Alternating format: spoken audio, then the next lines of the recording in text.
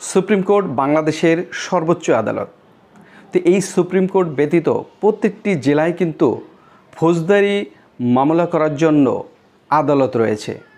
তো এই ফৌজদারি আদালত কত ধরনের এবং প্রত্যেকটি আদালতের কি এখতিয়ার রয়েছে সেই বিষয়ে আজকে এই ভিডিওর মাধ্যমে আপনাদের সাথে শেয়ার করব।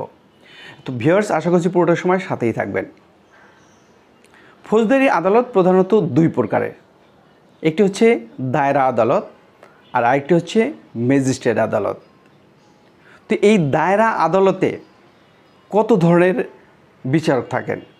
ভিউয়ার্স, এই দায়রা আদালতে তিন ধরনের বিচারক থাকেন। প্রথম হচ্ছে দায়রা জজ, এরপর হচ্ছে অতিরিক্ত দায়রা জজ, 3 নম্বরে রয়েছে যুগ্ম দায়রা জজ। এখন এই দায়রা আদালতের কতটুকু শাস্তি বা যেই দণ্ড রয়েছে সেটা দেওয়ার এখতিয়ার রয়েছে।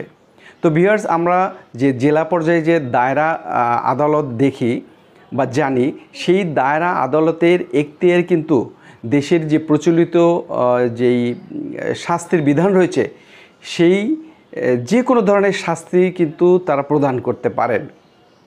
তবে এখানে একটি বিষয় উল্লেখ করার মতো, সেটি হচ্ছে যদি কোনো অভিযুক্তকে বা আসামিকে মৃত্যুদণ্ড প্রদান করেন, সেই মৃত্যুদণ্ড কার্যকর করার পূর্বে কিন্তু হাইকোর্ট থেকে সেটার একটা পূর্বানুমতি লাগবে, অর্থাৎ পূর্ব থেকে অনুমোদন নিয়ে তারপর সেই মৃত্যুদণ্ড কার্যকর করা যাবে।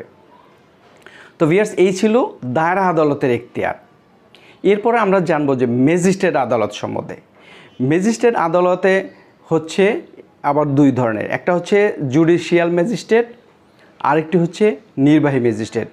তো নির্বাহী ম্যাজিস্ট্রেট সম্বন্ধে কিন্তু আমরা সকলেই জানি, যারা বিসিএস পরীক্ষার মাধ্যমে যে প্রশাসন ক্যাডারে নিয়োগপ্রাপ্ত হন তারা হচ্ছে নির্বাহী ম্যাজিস্ট্রেট।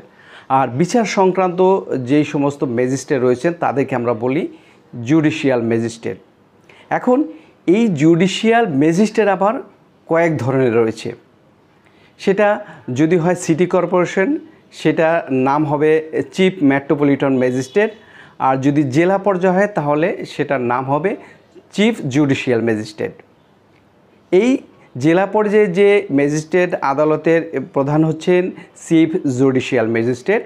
এই চিফ জুডিশিয়াল ম্যাজিস্ট্রেট পরে হচ্ছে অতিরিক্ত চিফ জুডিশিয়াল ম্যাজিস্ট্রেট। এরপর হচ্ছে প্রথম শ্রেণীর ম্যাজিস্ট্রেট, এরপরে দ্বিতীয় শ্রেণীর ম্যাজিস্ট্রেট, সর্বশেষ তৃতীয় শ্রেণীর ম্যাজিস্ট্রেট।